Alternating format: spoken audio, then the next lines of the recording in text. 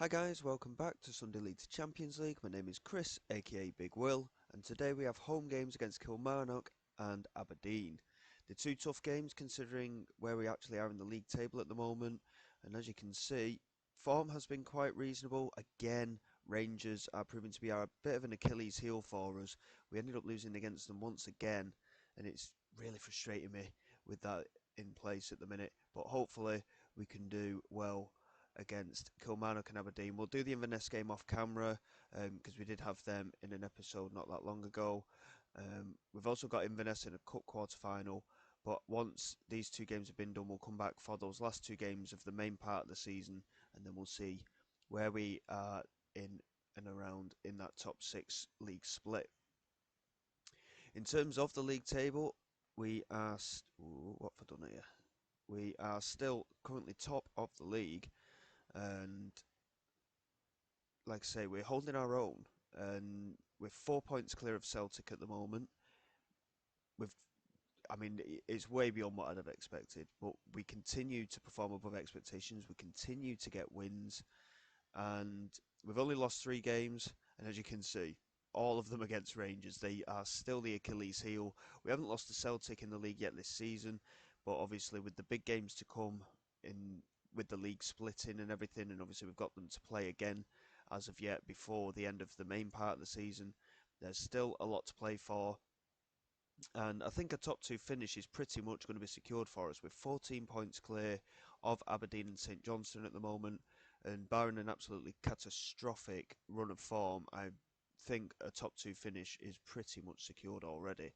But we go into today's game against Kilmarnock. Obviously, we had that rough game not long ago against Rangers, but we're hoping to get back to winning ways.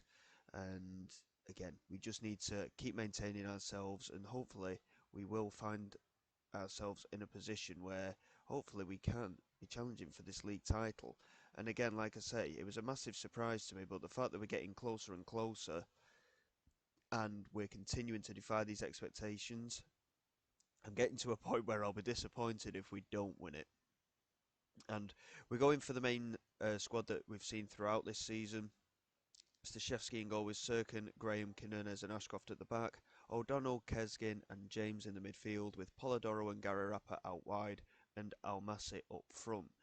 There is a new name on the bench, Diego Calai, who is a Brazilian goalkeeper. We found him on the free transfer list and he signed up for us only a few days ago in game.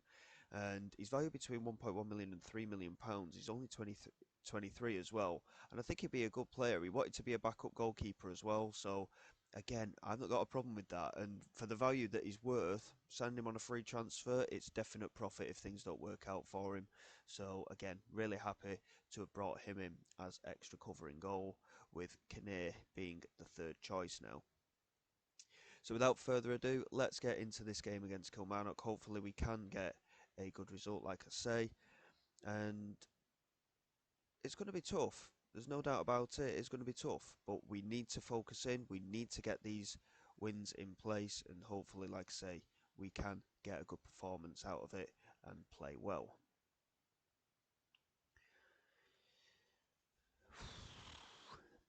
Let's see where we end up. So we're underway, and there's only one other game here by the looks of it, which is Motherwell against St Mirren. In terms of the league table itself, Kilmarnock are actually down in 11th place at the moment, and they are fighting it out with Inverness. So we played the bottom two sides in consecutive games, and Kilmarnock have started the better team here. They've had less of the ball, but they have created some opportunities. So hopefully we can get into the game a little bit as it goes on. As Kilmarnock do play the ball forward, but Sirkin picks it up comfortably, finds Graham.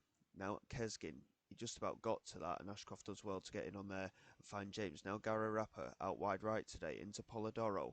Has support ahead of him if he can find it. He does well to find Ashcroft on the right hand side. Moves it forward. Can Ashcroft get the ball into the penalty area? No, he can't. And Whittaker mops it up and clears, but only as far as O'Donnell. Ashcroft again couldn't beat Whittaker to the ball, but he manages to win it back. Good battle between the two of them so far. Almasi out wide to Dennis Sirkin, who's in loads of space coming in from this left-hand side. Plays it into the area, and Almasi did get onto it, I think, just, but it was a comfortable save for McGill. Polidoro here with a free kick, and it's going to be cleared away, and Donnelly's picked it up, and there's a very, very big break on here potentially for Kilmarnock, and McInroy is moving down the left-hand side, finds Whittaker, still pushing forward, well intercepted, and Gary Rapper hopefully will sort that out and finds Quinones. O'Donnell looks over the top, and Almasi couldn't quite beat McGill to the ball. Good little race there, but the keeper positioning was good to start with, and he got there early. Ashcroft immediately picks it up, and Gary Rapper is holding on to it here. Looks to switch the play maybe. Graham into Sirkin. There's that switch that we wanted. Sirkin charging down the left-hand side once again. He's really been one of our best players this season, the left-back. Sirkin's delivery, and there is Almasi's header. And I thought McGill touched that onto the crossbar. In fact, it just hit the crossbar, and it's gone out for a goal kick. In terms of the chance creation, obviously we've not seen a highlight in favour of Kilmarnock yet, but they have had that one attempt on target, and Quinones there with a header just over the bar from the corner. But we've certainly grown into this first half, and hopefully we can continue to do so and get a goal before half time. Kerr looks to play it forward. Deeney wins the header. There's no support there, and Sirkin mops it up. Plays it forward into Gary Rapper, controls it brilliantly, and that is a lovely pass into Almasi. Big opportunity, and there is the goal. It's Almasi's 22nd goal of the season. It's his 20th in the league. He's actually 8 goals ahead of the next goal scorer in the league at the moment. He has really had an outstanding season. But there was a spell, I think he got 4 goals in one game. And then the game after, he actually bagged a hat-trick. So he has been in excellent form for us. And he's linked up well with Gary Rapper being on the right-hand side as well. Gary Rapper we signed to play up front originally, but he's been much more influential out on that right-hand side for us this season. And hopefully he will continue to do so. Obviously Celtic don't play until tomorrow in game, so if we win today, we're 7 points clear, and we've got to hope that something will go in our favour with their result in order to keep the gap at the 7 points. We've got a substitution to make here. Gary Rapper has picked up a little knock. He's all right, but we don't want to take any risk. Cudjoe is going to come on for him. Overall player performances is actually very good, and fitness-wise we're looking okay. We'll just do the one change for now as we get towards the last half an hour, and we'll look into it a little bit more as the game goes on. But as you can see, Kilmarnock had the one shot on target in the opening 10 minutes of the match. They've not had one since, and we've absolutely steamrolled them since as well. So we're not doing too badly, and hopefully we can hang on to this lead. Here's Cudjoe with a free kick. Looks to play it to the far post, and Quinones wins the header, and Quinones makes it 2-0. It's a very important goal, that one. There's a hint of offside potentially here. I didn't see anything wrong with it myself, but he was there with the last man. But the goal has been awarded. Quinones with the goal to make it 2-0, and that was a very important goal. We've got that security here, and Sirkin now into Azat Kezgin. Plays it into O'Donnell. Sirkin now with a chance to get the cross in if he can, and he does whip it in, and James was there, and it's just over the crossbar. Again, really well worked down the left-hand side, and we continue to perform well by the looks of things here. And couple of players struggling for fitness as per usual. We're going to take James off and bring Craig Moore on, and we're going to take Sirkin off as well and put Helder Sarr on. And I think, to be quite honest, in terms of player fitness, we're not looking too bad. I think we'll probably stick with that, and with 15 minutes to go, we look set for the 3 points here. Quinones is also struggling for fitness a bit, as is Azat Kezgin, but again, I think we'll be okay to see the game out now, and players just starting to get that extra bit of tiredness. But at 2-0, we're comfortable. We're heading into the final few minutes, and we are now 7 points ahead of Celtic, as I mentioned previously. Hopefully they do not get a good result in their next game. Penrice with a free kick. It's gone over the bar. Good opportunity for Kilmarnock to get back into the game for the last couple of minutes, but it remains 2-0. And as we go into the last few seconds, the highlight will continue here with Stashevsky, and he looks to deliver it forward. Kerr picks it up really well and finds right into Murray. I can't imagine there'll be much going on with this highlight, to be honest. Ashcroft wins the header. Penrice picks it up and looks to play in Allett, but Stashevsky picks it up once again. And I think this is just an end of game highlight, which is quite annoying really. I like the highlights that obviously have the creating opportunities, but it seems to be a thing for the game this season. I'm not entirely sure why. An offside given against Alert there. Staszewski with the resulting free kick, and I think that's going to be pretty much the end of the match now. The free kick straight through to McGill, and there's the final whistle. Again, bit of a strange highlight, but we've got the 2-0 win. It's what we wanted. We played really well. We've got a clean sheet, and Staszewski is breaking records. Al Massi is breaking records. The club is breaking records. With that win, we have successfully guided Dundee United to their most amount of points ever in a league season, and there's still 11 games to go. So we're certainly spinning some heads at the club. Hopefully we can continue to do so. Like I say, Motherwell beat St Mirren, so a huge win for Motherwell in their fight against the relegation zone as well. They're 5 points clear of Inverness now. Granted, Inverness do have a game in hand. So as mentioned, we have got Inverness away coming up first. I will do that one off camera, and then we'll come back for the Aberdeen game at home. And hopefully, like I say, if our good form continues, we could be on for a league title come the end of the season if we can keep this up. We're also facing Inverness in the Cup quarter-final, as I mentioned previously as well. That's later on. But again, both Celtic and Rangers are actually out of that cup, so it's a massive opportunity for us in that as well. A league and cup double maybe. Who knows? We'll have to wait and see. But just bear with me for a bit. We will get through this game away against Inverness off camera. We'll come back for the home game against Aberdeen, and we'll see what we can do.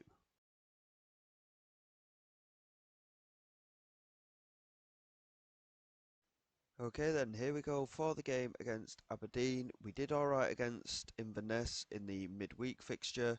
We scraped by with a 1-0 win. We dominated the game overall, but we really struggled to get in behind them.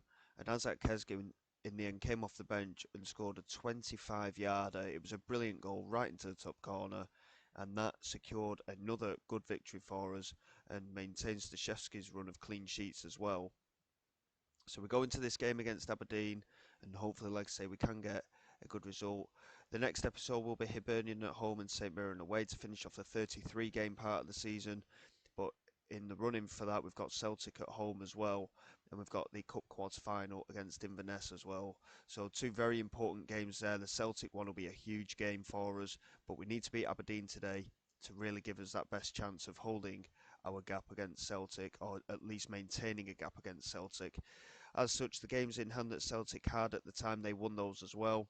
So the gap still remains 4 points. But if we can beat Aberdeen today, we'll be 20 points clear of them. And I feel that that is a lead that they will not be able to catch us at all. I can't see us losing that many games, and I can't see them winning all of their games either. So we're in a solid position at the moment. And hopefully, like I say, we can continue in the manner that we are doing. Gary Rapper is struggling for fitness, but he's such a key player. We've got to have him playing, and we're going to have Al Massi in there instead of Sharp as well.